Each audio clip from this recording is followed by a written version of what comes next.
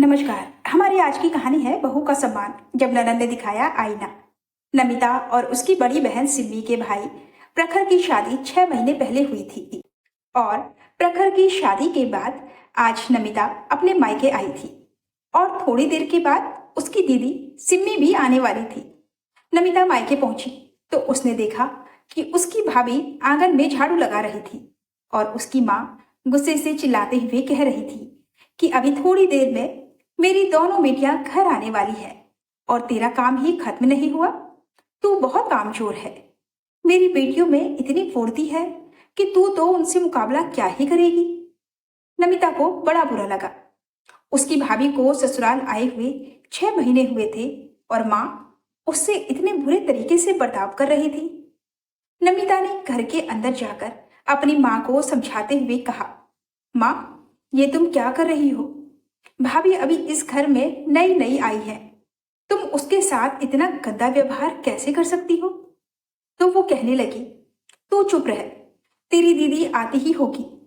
आते ही वो कुछ खाने के लिए मांगेगी। उसे बहुत भूख लगती है। और ये देख, अभी तक आंगन में झाड़ू लगा रही है। पता नहीं कब नाश्ता बनाएगी। तब तक नमिता की बड़ी दीदी सिमी भी घर आ गई थी। वो कहने लगी, माँ, भाभी तुम्हारा ठीक से ध्यान तो रखती है ना? घर तो एकदम कबाड़ बना हुआ है।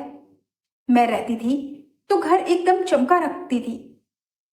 रेवती जी मुंह बनाते हुए कहने लगी, बहू की माँ ने तो उसे कुछ सिखाया ही नहीं है।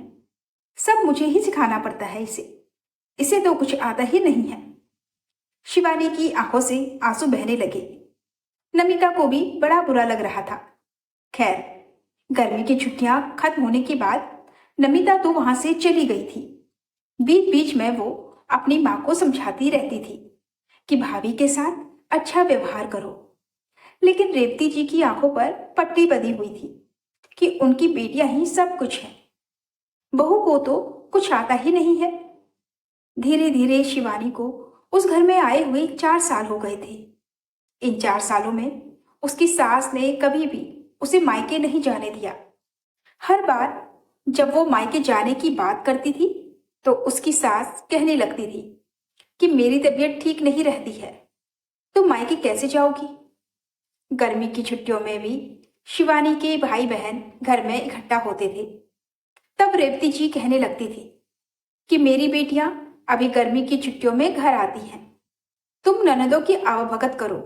मायके जाने की क्या जरूरत है? इस बार भी गर्मी की छुट्टियों में रेवती जी की बड़ी बेटी घर आने वाली थी। वो बहू के पीछे पड़ी हुई थी कि बेटी के आने पर कौन कौन से व्यंजन बनेंगे।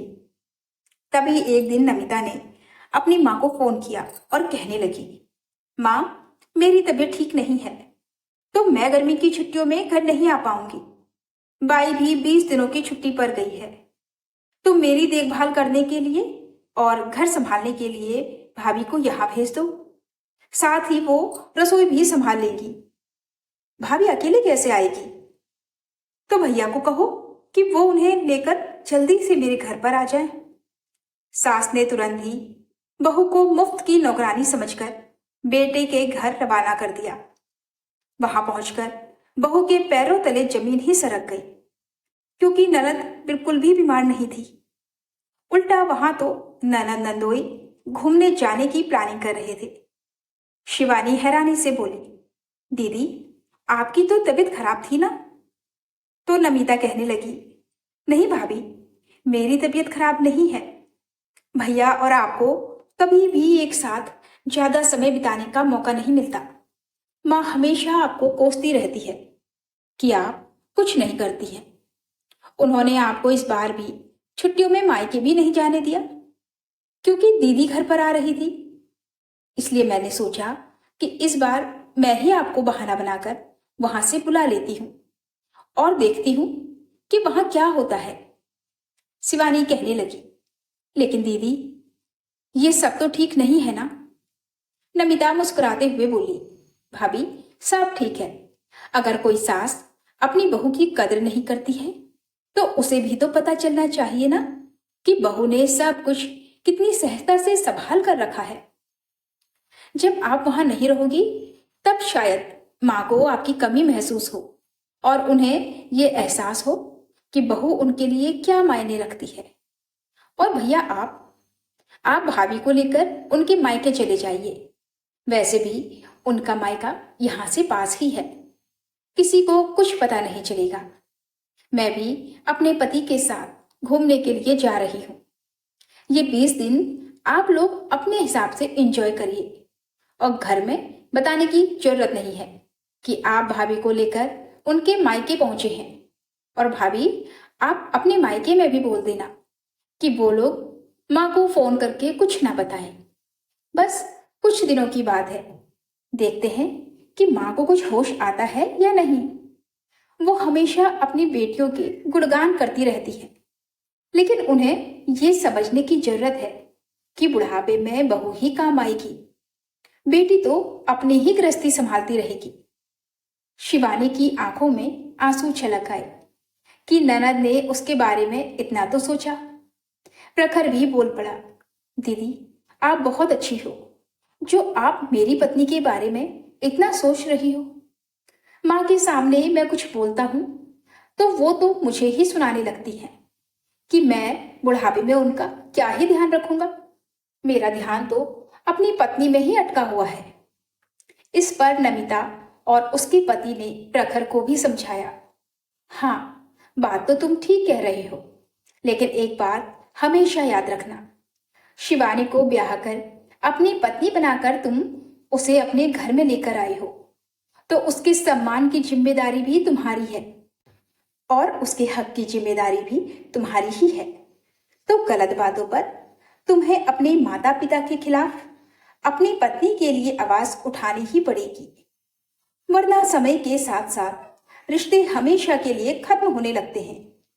और शायद ये सब कुछ सहते सहते शिवानी एक दिन हमेशा के लिए तुम्हारे माँ बाप से अपने रिश्ते तोड़ ले और उनकी सेवा करने को भी ना तैयार हो, तब तुम्हें और भी ज्यादा दुख होगा। इससे अच्छा है कि समय रहते ही अपनी जुबान खोलो और घर में माँ बाप और पत्नी के बीच सामंजस्य बनाकर रखो और जो भी गलत हो उसे उसी वक्त उसकी गलती का एहसास दिलाओ। कलह की डर से चुप रहोगे तो अपने ही घर को टूटता हुआ जल्दी ही देखोगे, क्योंकि ये पुरुष की जिम्मेदारी होती है कि वो अपनी पत्नी और अपने माँ बाप दोनों के सम्मान का ख्याल रखें। प्रखर भी बहुत ध्यान से अपनी दीदी और जीजा जी की बातें सुन रहा था और सोच रहा था कि अब वो उनकी बातों पर अमल किया करेगा। खैर, ननद की योजना के अनुसार शिवानी अपने मायके चली गई। सब लोग उससे मिलकर बड़े खुश हुए। आज 4 सालों के बाद उसे मायके आने का मौका मिला था। प्रखर भी इस बार अपने ससुराल में रह रहा था। उसे भी बड़ा अच्छा लग रहा था। इधर रेवती जी अकेले परेशान हो रही थी। बड़ी बेटी अपने बच्चों के साथ चली तो आई थी, लेकिन वो रसोई के कामों में मदद बिल्कुल भी नहीं कर रही थी। इधर उनके घुटनों के दर्द ने उन्हें परेशान कर रखा था। अकेले उनसे काम हो नहीं रहा था तो अपनी बेटी से भी रसोई में मदद मांगने लगी। तो वो कहने लगी कि ऐसे समय पर जब मैं आ रही थी तो तुम्हें भाभी को नमिता के पास भेजने की क्या जरूरत थी। तब रेवती जी कहने लगी कि बहू तुम्हारी सेवा में हर बार लगी रहती थी। इस बार नमिता की तबीयत ठीक नहीं थी, वो यहाँ नहीं आ पा रही थी, इसलिए मैंने उसे उसकी देखभाल करने के लिए भेज दिया। तुम तो घर की बड़ी बेटी हो, क्या घर संभालने में कुछ दिनों तक मेरी मदद नहीं कर सकती? तुम्हारी बहन को अभी शिवानी की ज्यादा जरूरत थी तो मैं क्या करती। सिम्मी को बहुत बुरा लग रहा था। 1-2 दिन तो उसने किसी तरह रसोई में मदद की, फिर कहने लगी, माँ हम गोवा घूमने जाने वाले थे तो बीच में तुमसे 2-4 दिन के लिए मिलने के लिए चली आई थी। अब मैं जाती हूँ, तुम्हें जितनी जल्दी हो सके भाभी को बुला लेना। अकेले कब तक ये सब संभालोगी? इतना कहकर वो वहां से अपने बच्चों के साथ चली गई। रेवती जी तो अवाक सी रह गई। वो सोचने लगी कि जब बहू घर पर रहती थी तो बेटियों के आने पर मैं दिन रात उससे उनकी आवभगत करवाती थी। इस बार बहू घर पर नहीं थी तो बेटी कितनी जल्दी यहां से चली गई। उसे ये भी नहीं दिखा कि माँ तकलीफ में है, अकेले कैसे बनाएगी खाएगी। वो उदास मन से आकर अपने पति के पास बैठ गई। तो आलोकनाथ जी ने भी मौका देखकर कह दिया कि क्या हुआ, बेटी तुम्हारी देखभाल करने के लिए रुकी नहीं? उसे तुम्हारी सेहत से ज्यादा अपने घूमने फिरने की पड़ी है। बहू को तो तुमने 4 सालों से मायके नहीं जाने दिया है कि तुम्हारे पीछे घर कौन संभालेगा।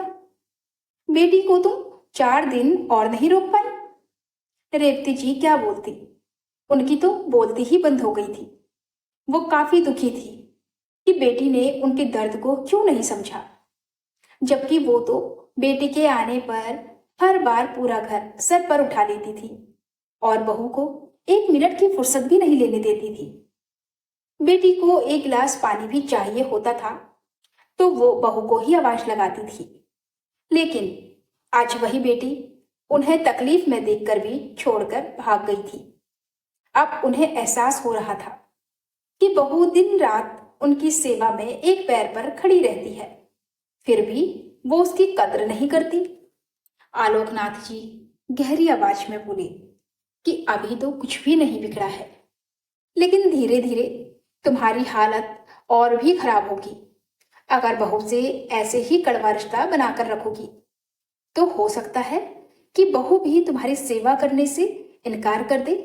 तब तुम क्या करोगी? ये बेटियां तो अपने घर गृहस्थी में रम गई हैं, छुट्टियों में आती हैं, लेकिन हमेशा तो तुम्हें बहू के साथ ही रहना है। फिर भी तुम बहू के साथ कितना खराब व्यवहार करती हो। रेवती जी अब अकेले चूल्हा चौका संभाल रही थी। तब उन्हें समझ में आ रहा था कि बहू कितना सारा काम कर अकेले संभालती है, ऊपर से उनकी गालियां भी सुनती है, फिर भी मुंह से उफ तक नहीं करती है। ऐसी स्थिति में वो रहती ही तो कब का ससुराल छोड़कर भाग गई होती। बेटा भी तो पत्नी की तकलीफ देखते हुए भी उन्हें कुछ नहीं कहता। उन्होंने बेटे को फोन लगाया और कहने लगी, बेटा अब नमिता की तबीयत कैसी है? अगर वो अच्छा महसूस कर रही है तो तुम लोग घर वापस चले आओ, मुझे अकेले अच्छा नहीं लग रहा है। सास का फोन आते ही शिवानी परेशान होने लगी और वो कहने लगी कि मम्मी जी की तबीयत वैसे भी खराब रहती है, अकेले ही उन्हें सब कुछ संभालना पड़ रहा है। उसने अपने पति से कहा कि 10 दिन तो हो ही चुके हैं, हम घर वापस चलते हैं। मैं सबसे मिल ली और मुझे क्या चाहिए। प्रखर खुशी से खिल उठा कि उसकी पत्नी को मां की कितनी चिंता है। वो उसी दिन घर वापस लौट आया। 10 दिनों में मां का चेहरा उतर गया था। प्रखर कहने लगा, मां तबीयत तो ठीक है तुम्हारी? रेवती जी कहने लगी, अब बुढ़ापे में तबीयत तो ढीली रहती ही है बेटा, लेकिन तुम लोग आ गए, अब मुझे अच्छा लग रहा है।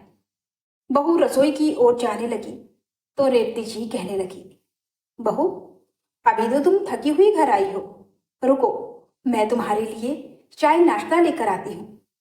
ये सुनकर शिवानी हैरानी से अपनी सास का चेहरा देखने लगी तो वो कहने लगी, हाँ बहू, इतने दिनों से रसोई तो संभाल ही रही हूँ, एक टाइम का खाना और बना लेती हूँ। लेकिन शिवानी नहीं मानी और कहने लगी, नहीं माँ जी, आपके घुटनों में दर्द रहता है ना, आप आराम करिए, मैं रसोई संभाल लेती हूँ, आखिर मैं किस लिए हूँ। लेकिन फिर भी उन्होंने बहू को अकेले नहीं छोड़ा और रसोई में आकर उससे बातें करते हुए उसकी मदद भी करने लगी। शिवानी सास के व्यवहार में परिवर्तन को देखकर बहुत हैरान थी और मन ही मन अपनी ननद को धन्यवाद दे रही थी।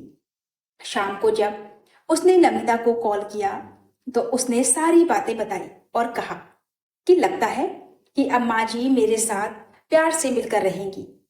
तो नमिता कहने लगी, भाभी माँ में ये बदलाव आना बहुत जरूरी था। उन्हें भी सच्चाई देखनी जरूरी थी कि एक समय के बाद बहू ही काम आती है। बेटियां तो दूर दूर रहती हैं और कभी कभी आ सकती हैं, लेकिन बहू ही है जो दिन रात साथ में रहती है और हर सुख दुख में साथ भी देती है। शिवानी अपनी ननद के प्रति आभार से भर उठी, जिसने उसकी सास के नजरिए को बदलने में मदद की थी। रेवती जी अब बहू से ज्यादा जुबान नहीं लड़ाती थी, ना ही उसके काम में कमियां निकालती थी और ना ही बेटियों से तुलना करती थी, क्योंकि वो समझ गई थी कि बहू ही उनके बुढ़ापे का असली सहारा है। शिवानी भी खुश थी कि सासू माँ अब उसके साथ प्यार से मिलजुल कर रहेंगी। तो दोस्तों, ये थी हमारी आज की कहानी। इस कहानी के बारे में अपनी राय कमेंट बॉक्स में जरूर लिखें। वीडियो को लाइक और शेयर कर दीजिए। चैनल को सब्सक्राइब जरूर कर लें ताकि आपको आने वाली हर रोज अच्छी अच्छी कहानियां सुनने को मिले। तो फिर मिलते हैं एक और नई कहानी के साथ। हमें अनुमति दीजिए। नमस्कार।